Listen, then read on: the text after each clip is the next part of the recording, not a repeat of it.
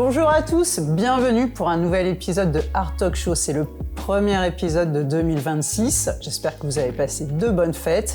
Et quoi de mieux pour commencer l'année que d'interviewer Jean-Michel Ouvry.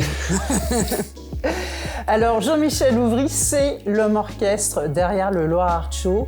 Le Loire Art Show, c'est l'événement d'art urbain qui a attiré plus de 30 000 visiteurs au mois de décembre dans c'est les halles, le sous-sol. Les anciennes galeries Lafayette, oui. Voilà, dans les anciennes galeries Lafayette, voilà, en sous-sol. Et c'était juste the place to be. Ça a été assez monumental. Hein, c'était pas mal, ouais, c'était pas mal. Ah, c'était vraiment très très bien.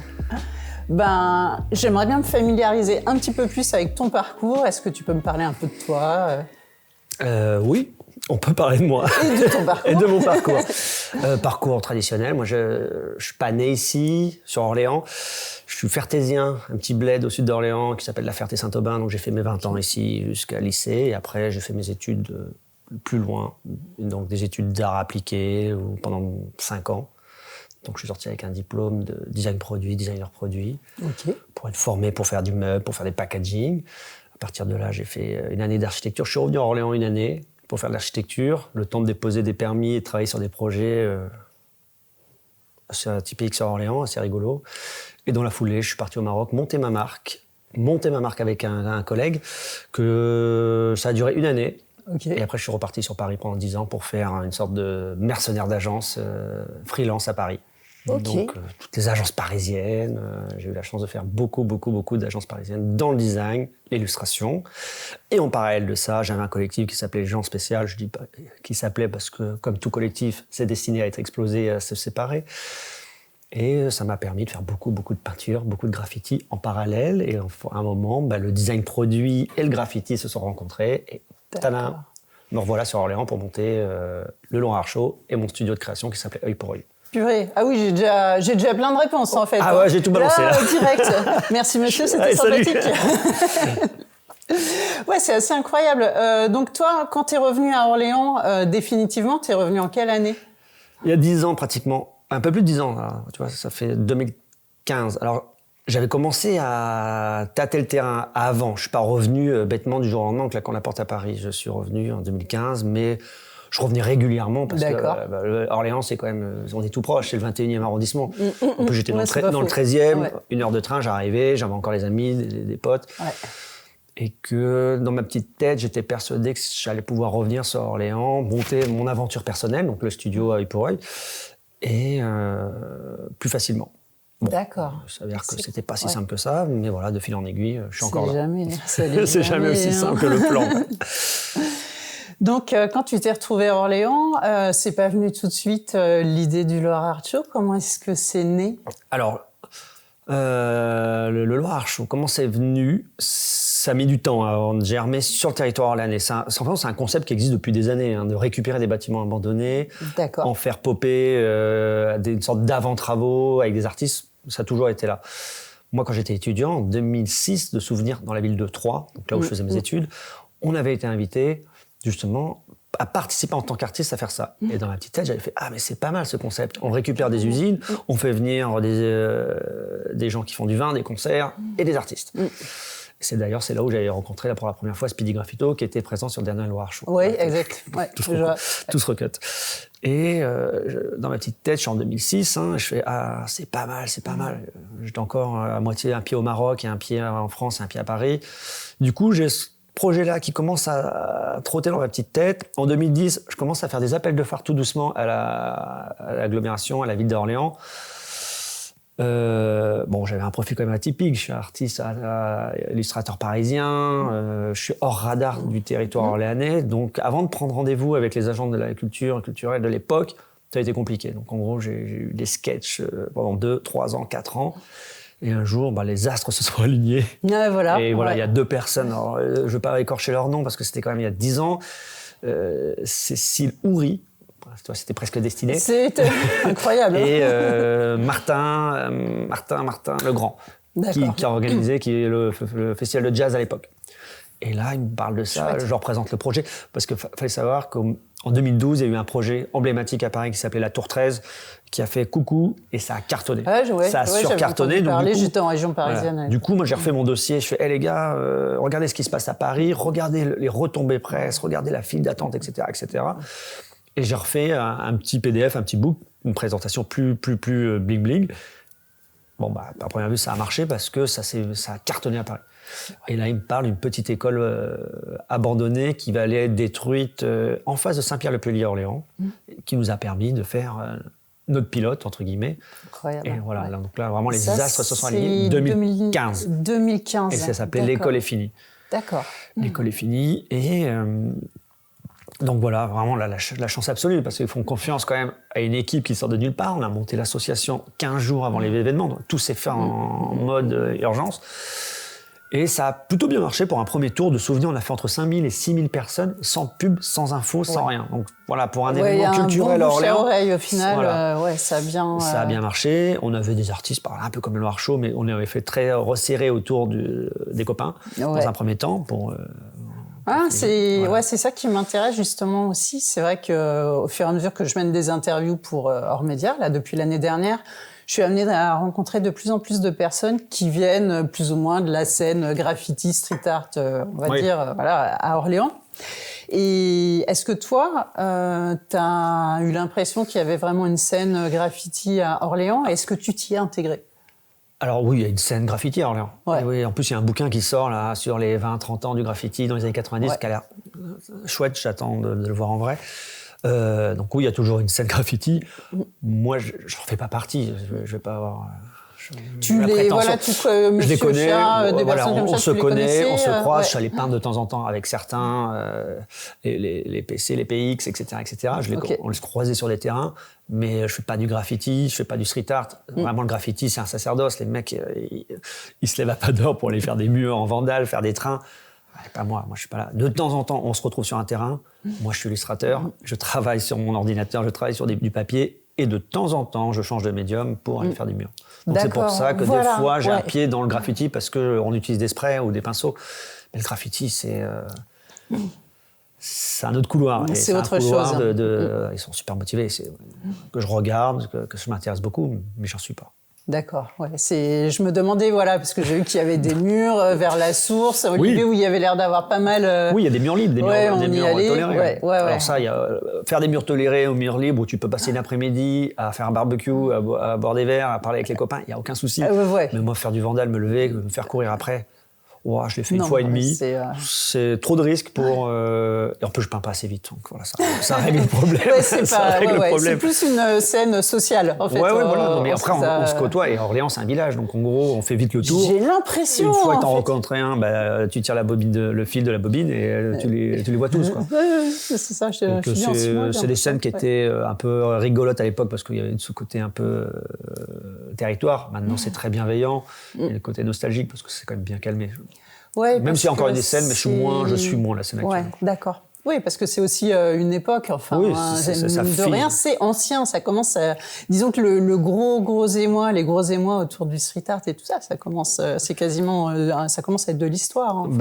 Oui, en plus c'est une génération qui a plus la force de courir, de se lever, de déplacer des montagnes pour faire des graffitis. C'est comme les skateurs, Exactement, oui. Et il y a eu une grosse vague dans les fin 2000, années 90, je pense que si les procès de Versailles, les fameux procès de Versailles en 2001 a dû calmer quelques-uns dans les ambitions de certains. Quand tu prends des amendes tentaculaires et que tu les vois à la télé, ça doit calmer. Mais ça a continué. À Orléans, en plus, il y a le réseau train avec des gares routières, des gares... donc là, c'était le Walt Disney de beaucoup de graffeurs. Carrément, mais c'est idéal. Voilà, moi, je regardais ça de loin, sans vraiment participer. Ouais, d'accord. Mais du coup, je fais quand même des murs. Comme je suis illustrateur, de temps en temps, j'ai été amené à faire des murs, de la déco. Et après, j'ai eu la chance de pouvoir partir à l'étranger pour faire des murs, etc., etc. Donc c'est comme ça qu'on rencontre des artistes qui sont plutôt dans une scène peinture traditionnelle, illustration et de temps en temps fresque. Mais c'est des couloirs. C'est comme en musique, le jazz, le classique et le rock. Ils se regardent de loin, ils se tolèrent, mais il y a rarement des passerelles. Ouais, d'accord. Même s'il y en a, vraiment, il n'y a aucun souci. Mais... Et c'est vrai que tu as plusieurs cordes à ton arc, du coup. Donc, en effet, bon, tu fais un peu d'art mural, mais voilà, tu fais du joujou avec, voilà, non, mais j'aime bien en faire. Après, il faut être invité. Et mon univers graphique s'éloigne de plus en plus de ce que pourrait être fait sur c'est exactement ça. Sur l'espace public. C'est vraiment une question que je me posais parce que j'avais pas tous les détails, mais je voyais évidemment au niveau de Loire Art Show, que tu pratiquais aussi, que tu faisais. Elle est chouette ta fresque. J'ai beaucoup aimé d'ailleurs celle qui était là-bas, qui faisait très trois brigands. Enfin, Skeletor rencontre les trois brigands. Donc, c'est trois brigands, mais comme j'avais de la place à gauche, j'en ai rajouté un parce que j'avais mal foutu la compo. Mais il était trop kawaii ce Skeletor, j'ai adoré. Donc il y a ça, il y a évidemment l'illustration. Ouais. Ça c'est fou. C'est quand même c'est le nerf de la guerre. C'est le nerf de la guerre. Ouais. Ça c'est mon job. C'est ton job, voilà, moi, exactement. Avec le studio de création pure, où c'est vraiment qui s'appelle Œil pour Œil. Là, je fais de l'accompagnement de marque, je fais de la stratégie. Quand tu as une marque ou une collectivité qui sont des fois en fragilité d'image ou qui ont besoin de Red Bull pour un peu prendre de l'énergie, du sucre, j'essaie d'être un bout de sucre pour des collectivités ou des entreprises qui veulent renouveler. Donc là, c'est soit on les accompagne sur de l'événementiel, sur des packaging, sur de l'illustration pure et dure. Donc c'est pour ça qu'on voit peut-être de temps en temps apparaître. Je fais de la com sur beaucoup d'alcool en ce moment, beaucoup de packaging de bouteilles, du vinaigre, des poires. J'ai vu ça, un côté très fun. Ça tout ressemble à des couleurs, du coup, tu sais, on dirait... Bon, l'idée, c'est qu'une bonne com, une bonne communication, c'est une com qui se fait remarquer. Donc si c'est pour un truc qui se perd au fin fond d'un rayon de Leclerc, il n'y a pas d'intérêt. L'idée, c'est que quand tu vas le mettre dans une épicerie, ta bouteille, elle ressort. Donc, des fois, il faut oser pousser les curseurs, notamment sur les couleurs. Allez, n'ayez pas peur, on va y aller. Et là, dernièrement, j'ai fait c'est un truc pour le MOB, le musée d'histoire naturelle, les 80 ans. Et au début, ils étaient là, on n'a pas l'habitude, c'est noir et blanc, machin, on va faire ça. Je fais, allez, attends, parce que moi, je vous propose ça, rose et vert fluo. Au début, ils ont grincé les dents et mine de rien, c'est passé. Je crois que c'est plutôt pas mal. J'ai l'impression, moi. Et des fois, il faut oser, il faut pousser les lignes. Sinon, quel est l'intérêt de payer autant d'argent pour faire ce que vous pouvez faire eux-mêmes, ce qu'ils peuvent faire eux-mêmes. Donc, non, mais complètement. Et toi, du coup, ton corps de métier, c'est l'identité visuelle. Hein. Oui, communication visuelle, mais évidemment, tu identifies... des stratégies à mettre en place. Voilà, les signes visuels qui veulent être mis en avant, j'imagine, par le client, pour que tout soit cohérent. Plus j'avance, plus je me fainéantise. J'ai beaucoup envie de dessiner. Mais donc, du coup, je fais plutôt la direction artistique. Dire, il faudrait peut-être faire ça comme stratégie. On met tout dans une sorte de squelette, un plan, une stratégie. En disant, peut-être faire ça. Si vous avez besoin d'une identité graphique, on vous propose tel illustrateur ou c'est moi. Ça dépend. Et après, si c'est validé... Vous êtes combien d'illustrateurs pour ces projets-là ? Alors, ça dépend. Sur Œil pour Œil, on est que deux, moi et ma femme. C'est assez simple. Okay. Mais des fois, il y a des projets, on est obligé de gonfler comme une rascasse. On est obligé de faire une sorte de dream team de freelance. D'accord. Et des fois, on appelle à d'autres illustrateurs. Selon le client, il nous donne, j'aimerais bien un univers graphique plus ci, plus ça, plus coloré. Toi, tu connais, j'ai la chance de faire quand même. Ça fait 20 ans que je zone un peu entre galeries, entre bouquins, entre vernissages. Et festival, donc du coup je fais attends mais lui il va être bien. Tu peux créer le perfect match quoi. Exactement, je remonte une dream team, j'essaye de remonter une dream team pour matcher. Des fois ça marche, des fois ça marche pas. Par rapport à l'identité visuelle vraiment, en quoi ce métier dans l'identité visuelle, ça conditionne ton art, ce que tu fais. Comment ça se nourrit l'un de l'autre même à la limite. Ça se nourrit. Déjà, j'ai encore de la chance, on va dire. C'est en tant qu'illustrateur, j'ai réussi à trouver un style. Un style qui me permet d'être une écriture graphique, qui permet d'être repéré. Si par exemple on voit une fresque de moi ou un dessin dans la rue, certains peuvent le reconnaître. Donc ça, c'est déjà une chance. C'est pas donné à tout le monde d'avoir cette chance d'attraper une identité graphique. Et pas être juste un copycat. Il y en a qui dessinent très très bien, qui dessinent des fois mieux que moi, mais j'arrive pas à les reconnaître. Et ça, moi, c'est plutôt l'inverse. Je préfère dessiner un peu moins bien, mettre le curseur, tant pis si c'est pas réaliste, tant pis si les couleurs ou les ombres sont moins bien placées. Mais je préfère, ça c'est du JM, on y va. Je comprends. Donc ça, et après j'en ai encore pareil, j'ai réussi à en développer un deuxième sous-jacent à ça, donc ça me permet déjà de faire un 4x4. Et après, qu'est-ce qui différencie mon projet pro et mes projets perso? c'est que les projets perso, il n'y a plus de filtre. C'est-à-dire qu'il n'y a pas... je peux mettre des images anxiogènes, je peux foutre des blagues qui sont drôles que pour moi-même, et tant pis, je peux faire des trucs salaces, alors que le client, tu restes le coude sur les hanches et Bien tu sûr. fais attention. Ouais. Même s'il y a certains clients qui osent, qui disent « Ah, ok, pourquoi Et pas ?» on reconnaît, j'ai l'impression, t'as pas tout le temps, même si je regardais un peu les packaging que tu as fait, les étiquettes pour des bouteilles, il y a ce côté... Je pense qu'il y a un côté où peut-être tes clients te sollicitent aussi parce qu'ils connaissent ton travail d'illustrateur et qu'ils l'apprécient. Ouais.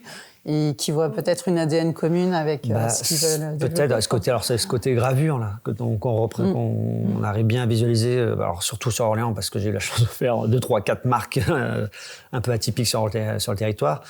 Et du coup, ce côté gravure, peut-être côté un peu de loin, ça dit quelque chose, parce que l'effet gravure, Durer et compagnie, c'est connu depuis 500 ans. Tout à fait. Moi, j'essaie de rajouter des layers, des calques de couleurs un peu flashy, et des anecdotes avec un peu des trucs contemporains. Ouais. Oui, justement, ça me fait penser, ça me fait venir à la question de ton style, que je trouve malgré tout assez reconnaissable. Pour moi, déjà, ton style, ça me fait penser à de la pop surréaliste, dans le sens la pop surréaliste courant du début des années 90, début des années 2000, qui vient du lowbrow, mais par rapport au lowbrow, t'es juste sur des références très très modernes, bas du front, littéralement. Lowbrow, ça veut dire ça. Ambiance tatou, truc art de marin quasiment, tu vois. C'est très ricain et ce côté très américain. La pop surréaliste, à la différence, tu reprends des codes du classique.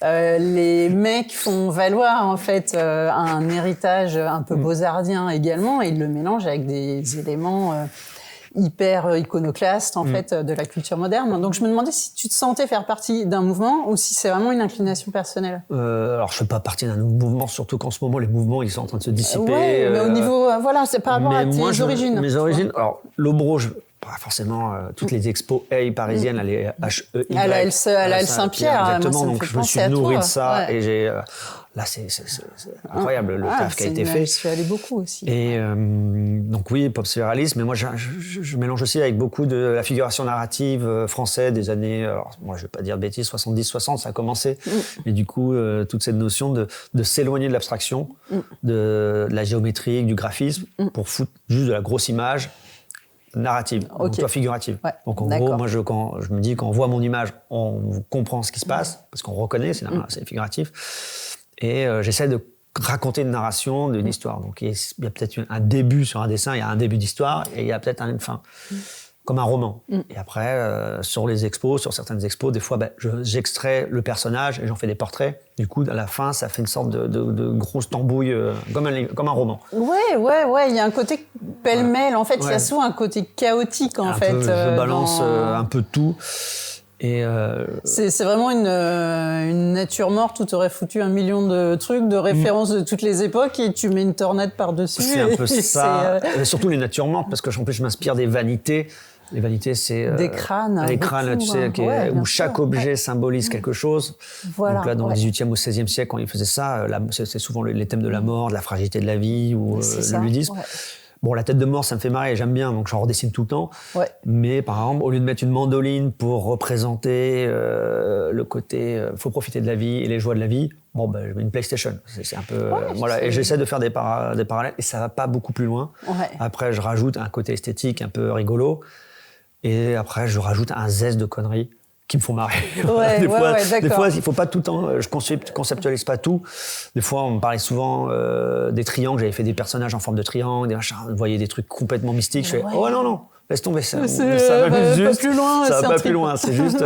J'aime bien les codes du tatouage. J'aime bien les codes mystiques ou un peu métal, rock. Donc je raconte mon histoire, mais derrière, ça c'est comme le ketchup sur les nouilles. D'accord. C'est de la déco. Et ton intérêt pour le classicisme, en fait, ça devient d'où ? J'en sais rien, moi. C'est une question. J'ai lu dans une interview que tu étais vachement allé au Louvre et que pour toi, tout était là. Oui, c'est ça. L'avantage, quand j'étais à Paris, tout était au Louvre. J'ai fait beaucoup de châteaux de la Loire, beaucoup d'histoire de l'art aussi pendant mes études, et j'étais pas mauvais. Donc du coup, voilà, je me suis dit, quitte à s'inspirer de mecs pour pas se faire embêter sur les droits d'image, autant prendre des mecs qui sont morts il y a 500 ans. Là, où ils vont pas, à part me mystifier la nuit. Mais là, donc en gros, c'est ça, moi. Mais j'étais en scooter à Paris, donc je passais souvent devant Rivoli, devant Paris, c'est un musée à ciel ouvert. Donc il y avait plein d'expos. Absolument. Et le Louvre en fait partie, et ces grosses toiles, la compo, les mecs, ils ont tout fait. Tout est pré-mâché, tout est réfléchi, donc je suis pas là pour réinventer tout. Absolument. Donc là, il y avait tout. C'est ça. Tout était là, et après, je fais, c'est pas mal leur façon de peindre, leur façon de mettre en composition, de mettre les architectures. Et à force de se nourrir, comme une éponge. C'est très détaillé. Ce que tu fais, voilà. En fait, tu reprends en mode gravure parce qu'il y a beaucoup le dessin au trait. Mais des fois, il y a des personnages qui sont absorbés d'un Velázquez ou les scènes, etc. Et après, je les mélange. C'est pour ça que j'aime bien aussi ce côté ça me dit quelque chose. J'ai l'impression de l'avoir déjà vu, tu vois, une sorte de... il y a des refs, on voit plein de refs. Donc des fois, je mixe, on voit les mains de Michel-Ange qui traînent dans un coin. Que je fous, que je découpe, un peu comme fait Hérault. Je sais pas si tu vois l'artiste Hérault, justement de la figuration narrative, qui fait un gros travail de découpage, qui recompose ses images et après il redessine. Alors moi je fais un peu la même chose, mais en numérique c'est une sorte de 1 milliard de collants de stickers, tac, et après je redessine dessus. Oui, et tiens, ça me fait penser à une question que je voulais te poser, parce que je sais que tu travailles beaucoup en numérique et c'est très détaillé et on voit cette juxtaposition de plein de motifs différents. Comment est-ce que tu t'adaptes, par exemple, quand tu fais une murale, quoi, tu peux pas faire le même. Est-ce que déjà il y a un choix de sujet que tu vas privilégier selon le support? Ah ben oui, forcément, parce que dès que tu es dans le domaine public, ta mamie Suze qui passe et qui dit « j'aime pas, je préfère avant, faites ça ». Alors, en plus, là, je viens de faire 2 façades à Tours pour une école. Donc là, on lève le pied sur la déglingue. Hein. Je vais pas foutre des CRS qui tabassent des hooligans ou des fumigènes ou des trucs, des bras coupés à un moment, les enfants. Donc là, en plus, c'était l'école des abeilles. Donc là, j'essaie de développer en graffiti un truc plus léger, plus abstrait, avec des formes un peu en géométrie, des cailloux qui s'entassent, un truc d'équilibre dans lequel je rajoute des éléments figuratifs. Dans ces cas-là, tu fais une image de référence en numérique et tu fais le travail 2 fois. Je fais 2 fois. Tu fais un travail numérique et ensuite tu as le travail de l'artisan, quoi. Exactement. Et en plus, le graffiti, c'est que je veux pas refaire mon travail idiot de milliards de petits traits, de gravures, de mise en couleur que je fais à l'ordinateur. C'est-à-dire qu'il y a ce serait con. Pour moi, le graffiti, c'est juste un espace de jeu. Donc des fois, il y a des clients et je dois me soumettre à des contraintes. Mais il faut que le rendu, je fasse que ça soit un peu plus figuration libre. Voilà, là, un peu à la Combasse, quand je vois pas un Combasse ou des mecs comme Alex One, je fais putain, ils ont l'air de kiffer, ça va vite. J'ai tendance à aller vers là, et j'ai toujours quand même mon backup d'illustrateur qui fait attends, calmos. Donc en gros, j'enlève tout ce qui est anxiogène et j'ai un effet brosse à dents, la texture est différente. Je fais pas des petits traits. Ouais, voilà, parce que c'est vrai que c'est des médiums qui sont aux antipodes au niveau de l'utilisation. La bombe, t'as quand même quelque chose d'assez fondu, des aplats, des couleurs des fois très vives. On est aux antipodes, j'ai l'impression, de la gravure avec ces modelés qui sont faits à base de traits à l'infini, quoi. Et même, là, des fois, sur l'ordinateur, j'ai le CTRL-Z, CTRL-Z. Alors que sur le graffiti, c'est loupé. En fait, j'ai pas envie de retailler trop souvent. Alors j'ai la chance pour l'instant, quand mon trait est des fois un peu tremblant, parce que j'ai un effet crashoti avec des layers, que des petits points, donc parce que je fais capoter le spray, et ça fait comme un effet brosse à dents. D'accord. Ouais. Donc en gros, il y a quand même une grosse part d'aléatoire sur la mise en texture, même si je vois à peu près, c'est pas du pifomètre. Mais il y a quand même un côté un peu à la flou, parce que les ombrages se font aléatoirement. C'est pas des petits traits, c'est des milliards de petits points. Comme le tatouage, c'est du dot en fait. Ouais. Et mais c'est un côté, voilà, exactement. Du coup, il y a un peu un effet tremblant, un côté croquis que j'aime bien, et ça va vite aussi. Donc en gros, je te fais des façades en 3-4 jours. Ou un mur de terrain, quand je vais faire des murs de terrain, là j'arrive avec 0 esquisse, ou un esquisse qui est faite sur un bout de papier, parce que je fais juste des entrelacs de formes, et après que je regrave dedans. Je n'ai pas l'exemple en tête, mais je fais des cailloux, et dedans je viens mettre des sortes de hiéroglyphes, avoir des trucs en 2D, comme si on avait des restes de notre société dans 200 ans, 300 ans. Voilà, quand un archéologue, tu vas trouver, mais quelle bande d'idiots, qu'est-ce qu'ils faisaient à cette époque? Voilà, je me dis, qu'est-ce qu'ils vont retrouver de nous? On va retrouver des nunchakus et des étoiles de ninja. Ouais, c'est vrai que quand je regarde, enfin, j'ai eu l'impression, en voyant l'ensemble de tes illustrations, c'est des impressions générales parce que je connais pas tout. On a l'impression, évidemment, de repères chronologiques parce que tu mélanges l'ancien et tu fais la mise à jour, comme tu dis, au fur et à mesure des blagues. au fur et à mesure des époques. Ouais, c'est d'ailleurs notre époque, parce que je pense qu'on est à peu près de la même génération. Aussi, on a 80, grandi, voilà, ouais. moi un peu avant, mais on a grandi dans les années 80. Et c'est vrai que par rapport à ce que tu fais, il y a beaucoup de refs, consoles de jeux, Ah bah oui. les premiers ordinateurs, le côté bien analogique et tout, des petits soldats. Ah oui.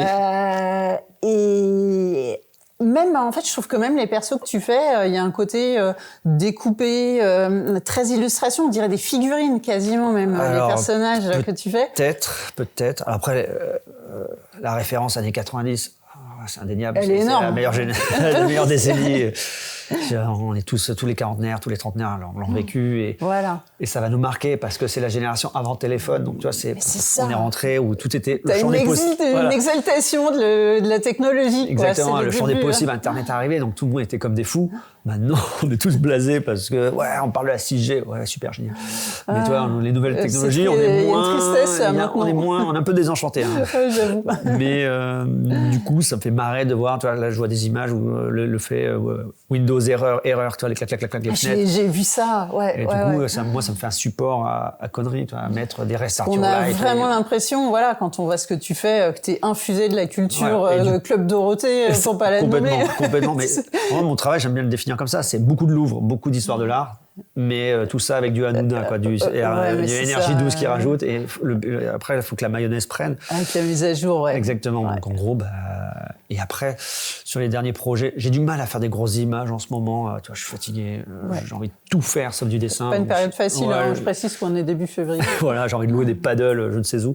Mais pareil. Du coup, je fais beaucoup de dessins en parallèle de petits stickers. Voilà, des petits stickers avec tous les trucs les plus horribles qui me passent par la tête. Tu vois, des dessins de téléphone que je remets à peu près propres. Et après, je les compose comme des tatous flash et que je peux remettre à dispo sur des ventes, sur mon shop ou sur les festivals. Après, je me sens fier là aussi, parce que des fois, il y a des trucs qui sont complètement border. Je fais non, mais là, mec. Ouais, mais c'est bien aussi, faut garder une partie pour soi, même. Même que c'est agréable, tu sais. Mais ce côté un peu humour noir, hyper.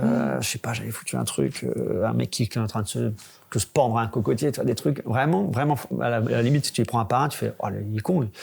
Mais mis bout à bout, avec des belles couleurs, on se dit que ça passe. Et ça, c'est les rêves personnels, tu vois, et voilà, c'est marrant. Parce que c'est vrai que je me faisais aussi une réflexion par rapport à notre génération. Enfin, moi, je suis fin génération X.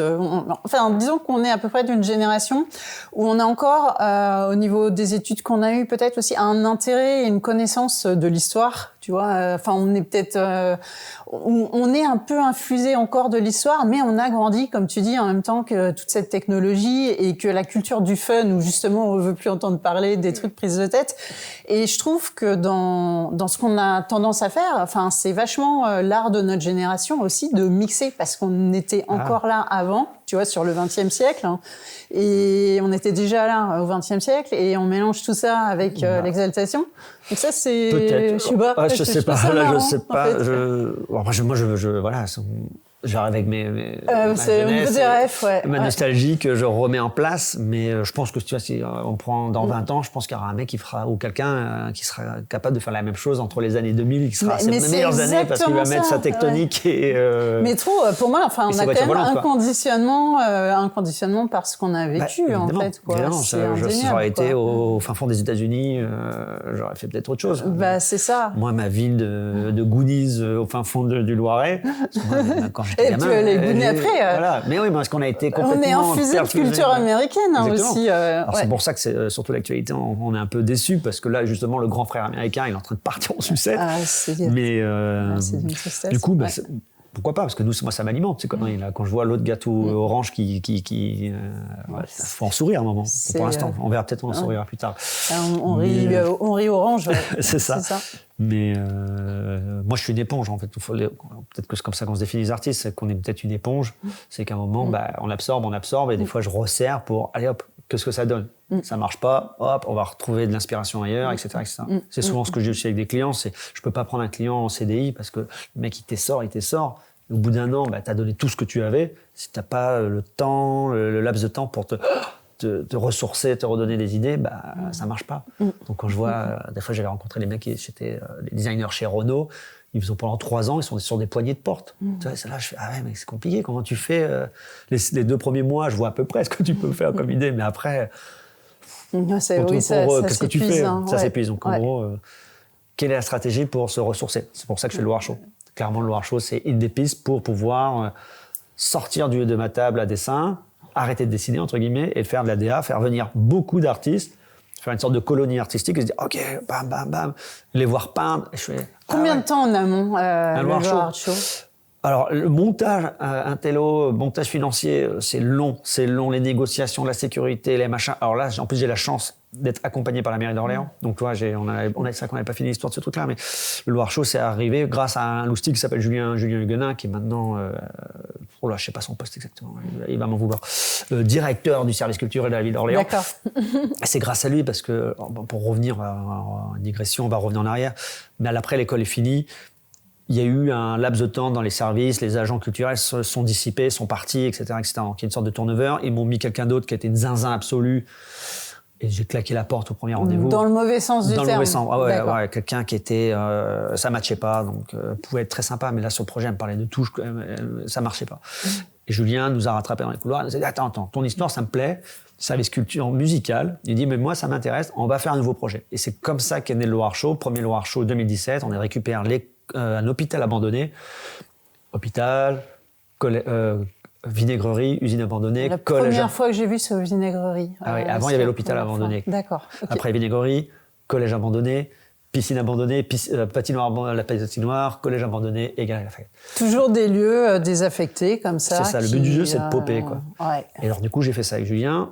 Alors combien de temps, pour revenir à la question, combien de temps avant déjà Julien il prémâche quand même une grosse partie avec la mairie du Bourbier. C'est-à-dire que tout ce qui est sécurité, com, parce qu'il y a un service com aussi, qui est un service événementiel qui est efficace, donc eux, ils nous prémâchent, ils nous donnent une enveloppe budgétaire, nous, on a pris note des contraintes, de toutes les infos qu'ils nous donnent, et à partir de là, nous, on trouve un line-up, et on y va. Vous avez des subventions aussi? Ah oui, il y a comme une enveloppe financière, oui, c'est une prestation. Okay. Et à partir de là, on se dit, OK, avec cet argent, qu'est-ce qu'on fait pour rentrer et pas se viander lamentablement sur le tableau Excel? Et donc là, après, concrètement, une fois pour rentrer d'une dur, une fois qu'on a fait tout ça, toute l'administration, c'est 2 semaines avant le festival. Donc en gros, il y a 3-4 jours de montage, on ramène le matos, 2-3 jours, on refait tout en blanc, on répare les murs, on bouche les trous, on fait de l'électricité, etc., tout machin. Et après, il y a les artistes, 1 semaine. Les artistes à l'étranger, par exemple, tu les contactes combien de temps à l'avance? 4, 5, 6 mois. Oui, voilà. Ça va. En plus, là, cette chance, cette année, c'est comme en musique. Les festivals ont tendance à être sur les beaux jours en été. Là, on est au mois de décembre, tout le monde s'emmerde. Les artistes, c'était plus facile à capter. Vous m'avez fait de l'ombre, j'avais mon exposition. Ah je suis désolé. Mais en plus, je travaille avec Nico Barome et Itse, sa femme, qui eux aussi, moi, je travaille beaucoup avec Nico parce qu'on avait un collectif ensemble, on a fait nos études ensemble, donc on a un réseau, il a un réseau artistique, et Itse faisait exactement la même chose au Mexique. Donc, elle a un réseau tentaculaire en Mexique. Donc, en gros, c'est pour ça. C'est incroyable. Je me disais, comment est-ce qu'ils connaissent? Est-ce que c'est une communauté internationale, mais qui a tout le temps? Ou, non, on les connaît beaucoup de visu, parce que Nico a eu la chance d'y aller au Mexique, j'y suis allé. On a eu la chance de faire beaucoup de festivals, notamment en Allemagne. Et ça fait 20 ans. Ça fait 20 ans qu'on fait ça. Et les petits jeunes qu'on était il y a 20 ans, rencontrer des petits jeunes. Et maintenant, tout le monde a progressé. Et il y en a qui sont vraiment des gens qui sont bien en place. Tu vois, à la piscine, il y avait Ditchos. Par exemple, j'en prends un parmi tant d'autres. Ditchos, c'est costaud à voir. Et pour l'avoir sur le territoire français, soit il faut faire un énorme chèque qu'on n'avait pas, soit il faut l'avoir à l'affect. On l'a eu à l'affect. Voilà, donc c'est un peu comme ça. C'est beaucoup de copinage, malheureusement. Et de temps en temps, une fois qu'on a une socle de dur, on va chercher des nouveaux coups. Des nouveaux artistes qu'on ne connaît pas. Voilà. On aime bien ton taf, on aimerait bien. Et c'est pour ça qu'on voit apparaître sinon, on tournera en rond. Mais on reste quand même avec... c'est pour ça qu'on voit souvent aussi les mêmes noms dans le Loire Show, parce que déjà, il y a Nico et moi qui comblons les trous. C'est-à-dire que quand les artistes le mur, il est nul, je veux pas. vas-y, on va pas le laisser blanc. C'est pour ça qu'on fait des trucs. Tu vois, la déco du bar cette année, c'était moi, parce que personne ne voulait faire la déco du bar. Ouais, j'ai remarqué. Et après, il y a 2-3 Orléanais qui sont là, qu'on a fait beaucoup intervenir à un moment, parce qu'ils, pareil, en mode bouche-trou. Là, cette année, on leur a dit, les gars, prenez une grosse frise. Et Nora et Tristan, on leur a dit. Il y avait combien d'Orléanais, du coup? Il y a eu Oni et... il y avait que Oni et Guillaume, en fait. Et il y avait Enora derrière. D'accord. Enora qui est Orléanais, et Tristan qui est un ancien, mais qui est à Tours, qui fait un peu la même chose à Tours maintenant. D'accord. À Tours, parce qu'il a trouvé un atelier d'artiste à Tours. Ah, c'est... OK. Et voilà, après...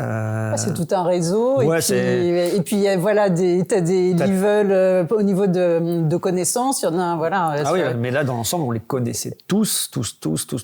Comme je fais le mur d'Orléans aussi, avec Ludovic, ça permet de faire passer ces 50e artistes. Donc, tu vois, on les fait passer, les artistes, on en voit. Et certains, je fais, ils sont très cool. Dans l'ensemble, ils sont quand même tous super cool. Hein. Et même ceux qui ne le seraient pas, on le sait en amont. Donc, je les invite pas.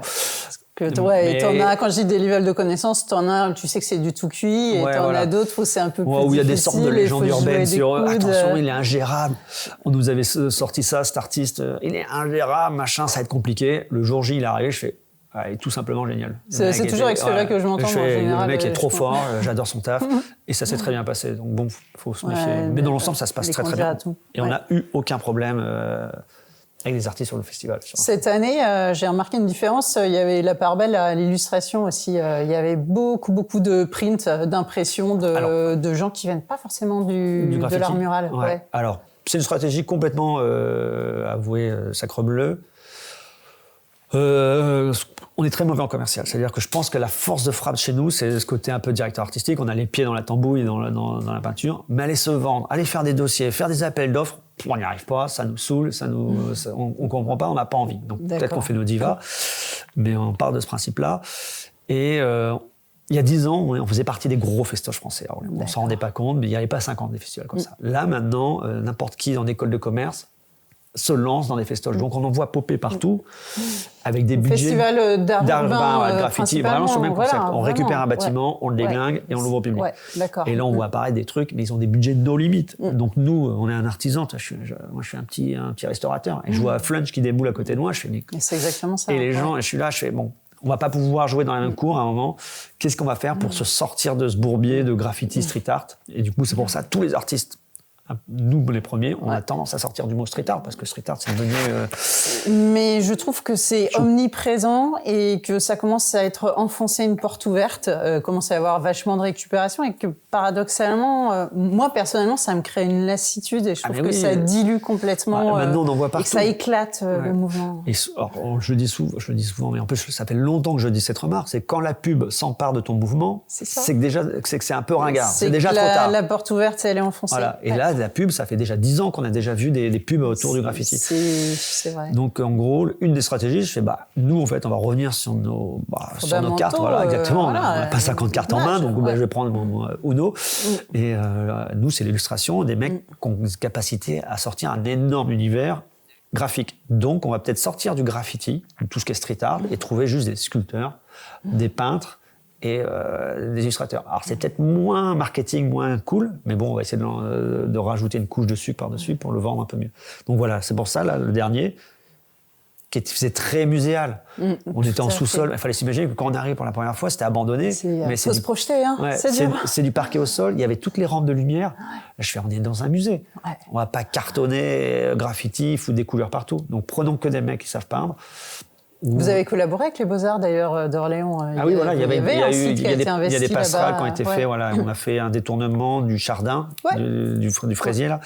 Et pareil, on fait des passerelles avec les marques, avec le Duralex, les petits verres à l'étage, etc., etc. Donc voilà, ça serait une des pistes pour l'avenir de Sacrebleu et du Loir-Chaud. Ça serait un virage, pas à 180, on va pas faire un mais un virage tout doucement vers un axe que les autres agences, je ne vais pas les critiquer, mais ceux qui partent dans les façades, on ne peut pas les convaincre. Est-ce qu'ils balancent du commercial, ils arrivent à ronger la tête de toutes les collectivités. Donc je fais, on n'y arrivera pas. Qu'est-ce qu'on peut faire pour se démarquer? Donc, voilà, se spécialiser, je pense. Et là, ouais, tu as un peu répondu à une question que je me posais parce que tu es quand même très auto-entrepreneur aussi. Ouais. C'est une branche très active de ce que tu fais. Et je me disais, comment tu fais justement pour garder ta belle innocence d'artiste quand tu dois jouer des coudes? C'est ce que je fais croire. Je suis un rouspéteur. Mais alors, le but du jeu, je rouspète beaucoup, mais je veux pas trop rouspéter. Ou je veux plus rouspéter parce que ça tronche en fait, voilà, et notamment sur le territoire. Tu comprends pas des fois pourquoi on se fait malmener comme ça sur certains projets. Maintenant, on a l'habitude de perdre. Le goût de la défaite, on l'a. Hein. Tu vois, ça fait partie de la formation, de se faire secouer. Donc, des fois, il faut savoir renoncer à des territoires et se dire, OK, on va peut-être aller ailleurs. C'est comme un joueur de foot. Hein. Si tu fais pas jouer ton joueur de foot dans le club, il change de club. Bon, malheureusement, c'est ce qui arrive. Des fois, on va sur d'autres territoires qui sont plus faciles. Et surtout qu'on a la chance d'avoir un rayonnement via les réseaux pour pouvoir popper sur d'autres villes, à l'étranger. Donc c'est pour ça, là, dans un mois, on va à Tours. On fait un projet assez cool à Tours. Mais là, on l'oriente full illustration. C'est que des originaux. Pas de graffiti, pas de tableau, pas de street art. Pas de tableau. Juste de l'illustration. Juste de l'illustration, du papier, des installs, des bronzes. Je vais te poser plus de questions là-dessus juste après, parce que je te connais pas bien, voilà, pas du tout même. Je suis discret sur Orléans. Absolument pas. Je connaissais ton nom, mais il n'y avait pas de visage. Tu pensais que j'avais 60 ans? Oui, tout à fait, car le compagnon de ma mère s'appelle Jean-Michel et il est né en 54. Hein. Mais donc oui, ça a été une surprise là, quand je t'ai vu en équilibre sur ton skate et tout ça. Sur mon apprentissage de skate. Et c'est vrai que tu dégages quelque chose d'assez juvénile, d'assez irrévérencieux. Et c'est pour ça que je me dis, entrepreneur, des fois, ça peut te ronger et tout ça. Et il y a un côté... c'est la façade. Mais il y a un côté facétieux, en fait. Il y a un côté facétieux irrévérencieux, tout ça qui prime. Ça m'amuse dans les dessins et j'aime bien me lancer la blague de trop. Mais c'est ça. Celle qui dérape, celle, putain, le con. C'est ça. Parce que, en fait, on parlait des motifs dans ton art. Donc, il y a les motifs baroques, les références classiques. Il y a tout ce qui est moderne, pop culture, etc. Mais je trouve qu'il y a un côté piquant dans ton art. Il y a beaucoup de d'art. Il y a des lances. Ah, mais ça, c'est parce que... Il y a des barbelés. Ouais, mais ça, c'est parce que j'aime bien traiter de l'hyper-violence de notre société. Allez, complètement, on est sollicité dans tous les sens. On prend des milliers d'images dans la tronche. Quand tu vois les images, quand tu ouvres les infos, c'est l'enfer, quoi. Et qu'en gros,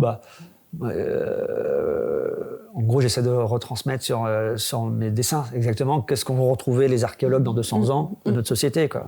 C'est des gars sur des canapés en train de scroller la violence pure. Tu vois, du coup, c'est pour ça, je joue à l'image que j'ai pu faire, mais des tanks échoués, des barbelés mélangés avec des Barbies. Tu vois, on est bombardé d'images, du coup.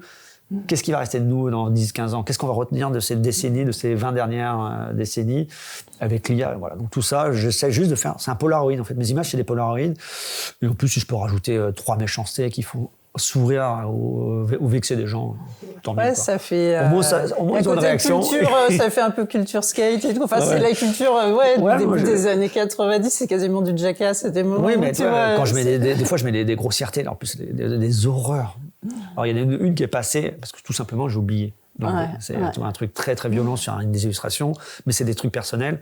Et je l'ai envoyé à l'illustrateur. Quand je reçois le print, je fais à l'imprimeur. Quand je reçois mes prints, je fais merde, c'est passé ça. J'ai oublié d'enlever, j'ai pas trouvé. Voilà, donc j'avais mis un truc, mais moi, ça me fait sourire des fois d'être hyper vulgaire, d'être grossier ou avec des mélanges. Le Restart Your Life, recommence ta vie. C'est des blagues d'ado, quoi. C'est du rap contender, quoi. Mais oui, ça me fait marrer. Restart Your Life, c'est ça. Et ça fait jeu vidéo en même temps. Exactement. On reprend une sauvegarde. Non, mais tu vois, tous ces genres de références, peut-être Alt F4, tous ces trucs un peu geek, un peu rap, un peu musical. Et tu vois, c'est ça. Moi, hop, on balance tous les ingrédients, on secoue et on a une sorte de choucroute chantilly. Ça bouillonne. C'est exactement ça. Et c'est vrai que le côté, je regardais même ton image de bio sur ton site et je voyais tous ces objets contendants et en fait, tel que je te percevais, je me disais c'est ça. En fait, c'est le côté. C'est une grosse brûle. Justement, on n'y va pas en mode Kalachnikov, tu sais. Il y a le côté, je me dis, il y a un genre de violence, mais ça y va avec le sourire, quoi. Après. La pique. Je vais pas me mentir, on va pas se mentir. J'ai un bestiaire, c'est-à-dire que moi j'ai des éléments de graphique, de langage je recycle. Des fois, quand t'as pas d'idée, tu fais, vas-y, je recommence. Ça permet de refaire, de faire des trucs déjà. Faire des trucs, ça permet peut-être de retrouver d'autres idées. Mais c'est pour ça que les barbelés, quand ton image, elle est pas très bien composée, ou là, tu fais, ça manque d'un truc à droite, je fous des barbelés, je fous un grillage, ou je fous des ronces, etc. Ça permet d'habiller. Et du coup, moi, j'ai une sorte de bestiaire. Comme les Sims, quand tu vas dans ta bibliothèque, tu as des milliards de vêtements, et bien après tu drops sur ton image, et du coup ça permet de faire une compo assez vite, et du coup ça me permet de sortir plein d'images. Alors là je refais ça, en ce moment je travaille sur des toiles de Jouy, j'ai envie de trop faire des toiles de Jouy, je vois ce que c'est les toiles Oberkampf. Je vois pas. Si, on l'a tous vu, c'est dans notre inconscient. Mais oui, tu travailles beaucoup sur l'inconscient collectif, c'est sûr. Je peux me lever ou pas ? Pardon, là j'ai retrouvé ça. J'ai retrouvé un foulard que j'ai fait il y a 20 ans. C'est ça, Étoile de Jouy. Tu sais, c'est ces éléments graphiques. De loin, c'est les tapisseries de mamie. C'est 5 éléments qui sont répétés. À l'infini, ça peut faire des kilomètres de tapisserie. Bien sûr. Oui, et de loin, tu sais qu'avant, c'était des scènes un peu pastorales. Mais même dans Kid Paddle, les premières pages et tout, ils font des trucs comme ça. Et du coup, putain, il y a du café dessus, quoi. Je prends soin tant des mieux, ça vit. Et du coup, c'est de loin, quand tu regardes chez tes grands-parents dans les châteaux, ces trucs-là. Et c'est un truc Oberkampf, c'était une usine de textile dans Paris, 11e. Okay. D'où la station Oberkampf, et après vers Versailles. Et c'était que des petites scènes, nature, machin, repris par les tapisseries du four derrière. Bon, moi, j'aime bien, parce que de loin, ça fait une sorte de all-over global. Mais quand tu fous le nez dedans, là, t'as que des horreurs. Toi. Là, en plus, c'était à l'époque que j'avais fait des trucs, c'est que des gars qui égorgent d'autres gars, qui foutent des coups de couteau, qui foutent des coups de marteau sur la tête. C'est que des agressions, et c'est que de l'hyperviolence. Voilà, il n'y a pas de thème, c'est juste des gars qui se tabassent. Mais de loin, ce côté, c'est un peu bucolique, c'est floral. En fait, dedans, c'est juste de la méchanceté. C'est délicieusement suranné. Voilà. Et il y a un côté complètement ringard. Tu vois, la toile de Jouy, dans le fond, c'est les trucs qui habillent les cages d'escalier. Tout sur un foulard en soie. Ouais. Alors, c'est du polyester, on va pas se mentir. C'est un peu. En tout cas, le côté suggestif. Et celui-là, c'est un foulard qui s'est pas vendu parce que bleu, blanc, rouge. Ça va peut-être revenir. Peut-être que ça va revenir à la mode. Tu me diras, c'est la prochaine élection. Ouais. Et par rapport au texte, dernière question. J'ai vu sur ta bio, c'est brûle tout. Pourquoi brûle tout ? Ça m'amuse. Ouais, c'est ça. Vas-y, on casse tout, quoi. Des fois, je suis admiratif des artistes contemporains qui sont capables de conceptualiser tout à l'extrême. Et des fois, c'est too much, quoi. Je fais, vas-y, quoi. C'est un Scrabble géant. Les mots, ils sont tous plus longs les uns que les autres. C'est incompréhensible. Et, moi, j'aime plutôt ce côté vulgarisation. Il faut que ça soit simple, qu'il y ait une première accroche qui est facile.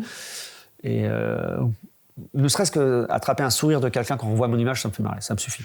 Après, les gens aller trop loin dans les notions de vanité, des notions un peu plus perso, je l'explique peu, il y en a, mais voilà, s'il y en a qui arrivent à le capter, tant mieux, mais c'est pas le truc. Et après, brûle tout, c'est exactement le ketchup, c'est du sucre, c'est le sucre glace, c'est la petite cerise, et brûle tout, c'est marrant. Et l'art normalement, je pose cette question au début, des fois, en 2 phrases, l'art de Jean-Michel Ouvry, le sien. L'homme, c'est quoi ? L'art, mon art. Ouais, si tu dois dire, qu'est-ce que je fais, pour mon agiographie. Ouais, exactement. Qu'est-ce qu'il montrait ? Qu'est-ce qu'il faisait ? Qu'est-ce qu'on doit retenir ? Ouais, qu'est-ce qu'on doit... Ouais, en quelques phrases. Parce qu'on est allé partout, et en fait, j'ai envie de résumer ton essence. J'en sais rien. Qu'est-ce qu'on va retenir de moi ? C'est une bonne question, parce que c'est un peu mon travail. C'est qu'est-ce qu'on va retenir de notre société ? Qu'est-ce qu'on va retenir de moi ? Quelqu'un qui se cassait le dos sur ses tableaux, quoi. Ça serait déjà pas mal. Cool. Ou qui partait dans tous les sens. Ça, c'est un problème. C'est peut-être c'est les premiers symptômes de l'hyperactif. Ça part dans tous les sens. Moi, c'était une de mes stratégies pour pouvoir travailler. C'est tac, tac, tac, tu pars dans tous les sens. Il y en a qui pour se concentrer, il y en a qui mettent des films, il y en a qui des podcasts, il y en a qui prennent des produits illicites. Moi, je partais dans tous les sens. Ouais. Donc, je fais, tu vois, quand ma journée type, c'est beaucoup d'appels téléphoniques, malheureusement, de l'illustration. Donc des petits traits, je passe sur les tableaux, je refais l'illustration, voilà, je pop comme des ateliers. Voilà, donc, ok, voilà, c'est toujours un bouillon de culture un peu en fait, finalement. C'est ça. Ça y est, il bouillonne de culture. C'est ça, c'est mon éponge. J'essore, je la réactive, je passe comme des petits ateliers, ma petite kermesse graphique. Et après, qu'est-ce qu'on doit retenir ? Et du coup, ta prochaine date pour cette année, ton prochain gros événement, tu as dit que c'était à Tours, mais c'est quoi exactement ? À Tours, on récupère un hôtel qui s'appelle l'Hôtel Gouin, qui appartient au département de Tours, hors de l'Indre. 37. 37. Ouais, 37. Et ils nous mettent à disposition pendant 5 mois. Donc pendant 5 mois, on a un hôtel particulier en hyper centre de Tours, hein, où il va y avoir toute une partie de Sacre Bleu et beaucoup d'artistes que nous avons vus sur Sacre Bleu, mais là on va avoir des originaux. Donc ça va être que des originaux, ça va être des papiers, ça va être des bronzes, ça va être des sculptures, etc., etc. Et au deuxième étage, il va y avoir 3 solo shows qui vont apparaître. Donc je vais en faire une. Parce qu'à un moment, quitte à monter un projet, autant croquer. Et après, ce sera des illustrations que tu monteras. Que des tableaux. Il y aura du traditionnel ou que du numérique? Il y aura les deux. Premier étage, rez-de-chaussée, boutique sur Sacre Bleu, comme tu as pu voir. Tu mets des, voilà, donc là, il faut qu'on déstocke et qu'on essaie de faire un peu de moula, ouais. d'équilibrer tout ça. Ouais. Premier étage, c'est que les originaux. C'est que du papier, de la table. Et là, il y a 20 artistes. Donc, en gros, avec un thème noir et blanc pour éviter que ça fasse trop désigual. Il ne faut pas que ça fasse dans la même pièce. On ne comprend plus rien. Donc, j'ai foutu un thème, le dictateur, noir et blanc. Et après, encore noir et blanc tranquille, plus. Et au deuxième, il va y avoir 3 solos, donc une, après Nicolas Baron, qu'on voit souvent sur la com. Je connaissais très bien, c'est visuel, après, c'est intériorisé. Et Nora et Coy, donc Orléanais et Tours, qui vont faire là-haut. C'est 5 mois, tu as dit? 5 mois. 5 on mois. va ouvrir en avril, 1er avril, au fin août, parce qu'après ils enchaînent sur la Fashion Week, et après c'est Beaubourg qui récupère le spot. Ah, pas mal. Ok. Ouais, c'est pas mal. Ah, c'est bien, c'est bien. Ouais, le lieu est pas mal. Hein. Ben, écoute, on passera. Je vais très souvent à Tours en plus. On va essayer de faire pour une fois de la com sur Internet. Ah bah. Parce qu'on n'est pas si bon que ça. Sur le Loir-Chaud, comme c'est pas nous qui le faisons, c'est bien. C'est le service com dans Tu gardes ta belle innocence pendant ce temps-là. Et encore, je dis, c'est pas nous, si c'est nous. C'est complètement horrible parce que si c'est nous, faut le couper ça. C'est une coïtée qui tape la moitié des vidéos avec les autres. Donc, mais après, on travaille avec la mairie, donc c'est pour ça que c'est bien. Alors si on me laisse tout faire, j'en oublie la moitié. Bon, bah, cool. Voilà, merci à toi, merci de ta patience. Beaucoup de choses. Un déluge de mots. Voilà, plus bavard que moi cette fois, je suis contente. Allez, tiens, un cadeau. C'est ça. Bah, merci d'avoir accepté notre invitation dans ton antre, Jean-Michel, et puis à bientôt pour de nouvelles aventures sur Art Talk Show.